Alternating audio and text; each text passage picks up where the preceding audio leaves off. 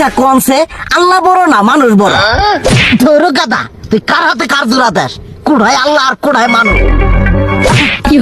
যেটা কবার কইছে ওইটা কন। আল্লাহ বড় না মানুষ বড়? আল্লাহই তো বড়। আল্লাহ বড়, তাহলে আল্লাহর কথা না হইনা মানুষের কথা শুনেন কে? তুই কি কইতাছস? কি আর আল্লাহর কথা মানে না মানুষের কথা মানে? হ্যাঁ, কি আর মানুষের কথা শুনেন তাই না? আমনে যে ওইদিনকে ডায়াবেটিসের রোগ নিয়ে যে হাসপাতালে গেলেন, ডাক্তার আপনার কত কিছু খাবার না করলো, সব কিছু না খাই এখন চলতেছেন।